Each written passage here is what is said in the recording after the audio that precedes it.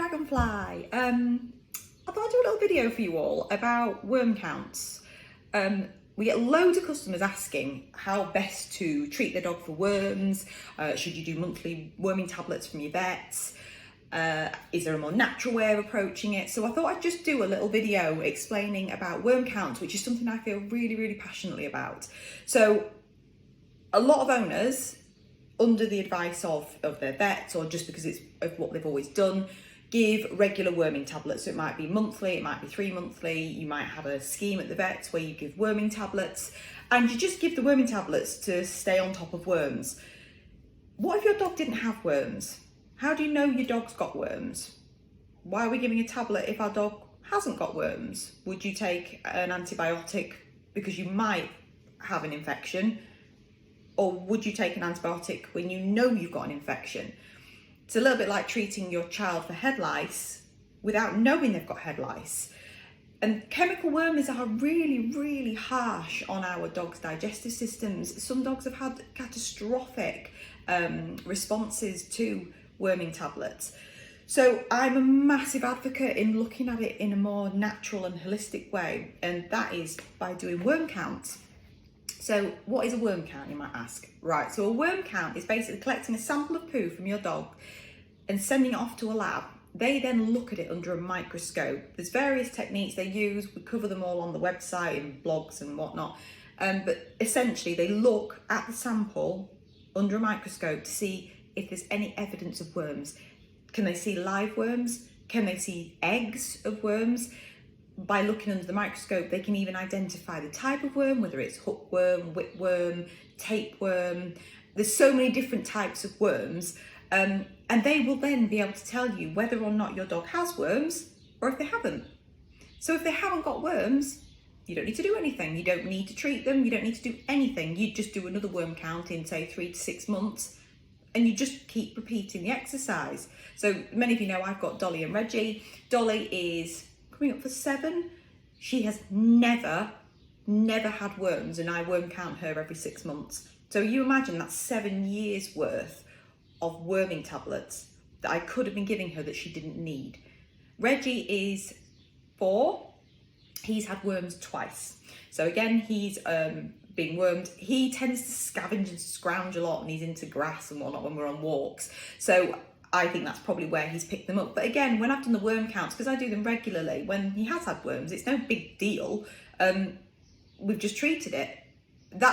I've treated personally with grapefruit seed extract, which has cleared the worms both times.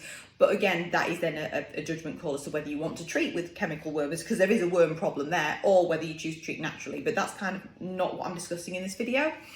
So a worm count, we do 3 different types. We do intestinal worms only, so that's all the worms that live in the gut. We do lungworm only, which is quite a specific type of worm that dogs can get that lives in the lungs and can be fatal.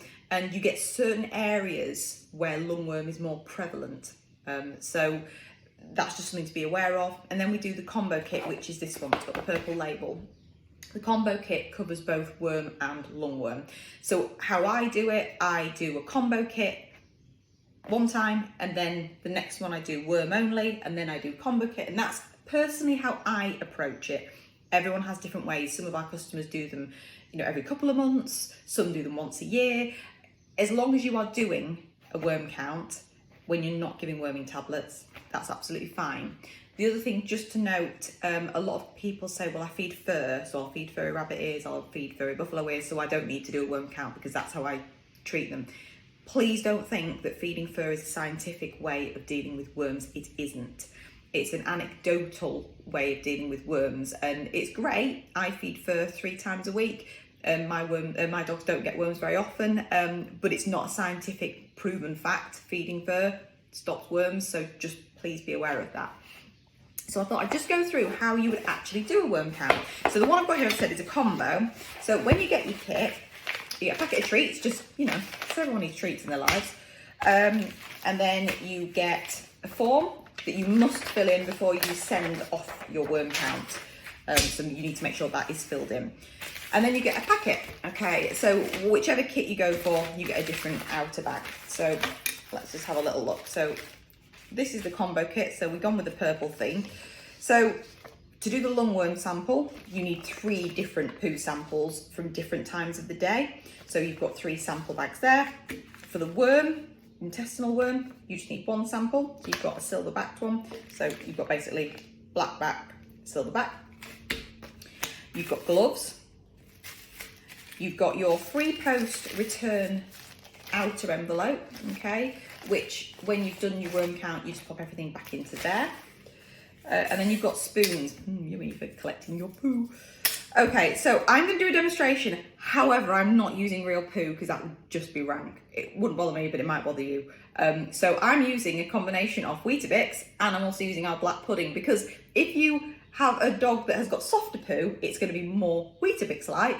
If you raw feed, your dog's poo is likely to be small and hard, so the black pudding is going to work for that. Okay, so your worm count. Okay, so you need to fill in your worm count packet. So if I was doing this in the garden, I'm a bit rank, so I just use 1 glove. You do have pairs of gloves. You've got 4 pairs of gloves there. I only put it on the hand that's picking up the poo. It's up to you how squeamish you are. You've got a spoon in case you need to scoop the poo rather than pick it up. But if you've got a raw fed dog, as I have, I'd literally pick the poo up. So for me, the poo size that I need is around about that. I don't know if you can see. So it's a really small piece of poo, okay? You don't need tons. The lab said they don't need, you know, these pouches overflowing with poo, just that sort of size for a solid poo. And then if you have a dog who's got softer poo, sort of that much really is enough. So that's your spoon. And then if you pop that into the pouch and just squidge it down and then seal it, that is really about as much poo as you need. You don't need to fill that pouch, okay?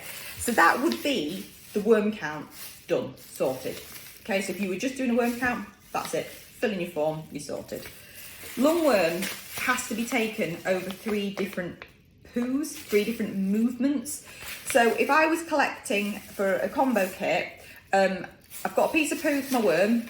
That same poo will work for my lungworm. So I just use the same poo again. And again, I just put my big dollop of poo into there. Okay. Again. So that would be, so say for example, that was this morning. It means I managed to get my worm one out this morning's poo, along with my first lungworm one. Then this afternoon, the dog will poo again. So I'd put more poo in there. And then probably the next morning, I'd put more poo in there. So that's all my poo samples collected. In between doing poo samples, if you are doing a combo where you're collecting 3 poos, you can either keep them in a Tupperware in your fridge, to you if you want to do that, or just somewhere nice and cool. It doesn't want to be kept somewhere that's warm because it can spoil the sample, apparently. So then, when you've collected all your poo, you fill in your form, okay? You get your outer bag, so your inner bag, put your form inside it, then get all of your poo samples, put all of your poo samples in, like so, okay, and then you would seal that. Then you get your free post envelope and you pop that bag into your free post envelope, seal that up, and that is literally it. Then what you need to do is take that to a post office. It can't go in the letterbox anymore. Royal Mail have changed the rules. It has to go to a post office. Make sure that when you put it in the post office or give it to the post office that they make a record of the tracking number. They'll usually give you a slip just for that, in case your results went missing. It's just easier for the lab to be able to check it if they've got that tracking number. And then within 5 working days, you'll have your results. So we email the results out to you. If there is a positive worm result, when there are worms seen, we'll suggest a couple of different remedies for you, whether you want to go down the chemical route, whether you want to go down a natural route. If you want to discuss your results with us, you can give us a call. It'll tell you what type of worm you've got. So if you want to go down the chemical route, you can ring your vet, explain which type of worm has shown up, and they can give you a specific tablet for that. Or if it's all clear, you don't need to do anything. You can just make a decision of when you want to do your next one. So we have a worm count reminder service. So 3 months after you have had your results, we will send you a reminder to let you know that your next one's due. And you can choose to subscribe if you want. So you could subscribe to a worm count so you don't ever have to think about it again. We'll just post them out for you on the days that you've chosen. So you might choose every 3 months, every 6 months, or every year. We'll just post them out according to what you've asked for. And that's just a really easy way of dealing with worms in dogs. I just think it's great.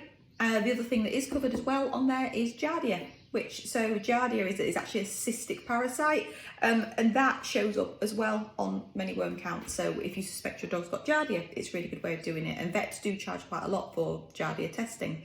So if you've got any queries, you just want any more information, feel free to leave me a comment or drop me an email at asklaura@dragonflyproducts.co.uk, and I will answer. So there we go. All right, I hope that was useful for everyone, and I will see you soon. Thank you.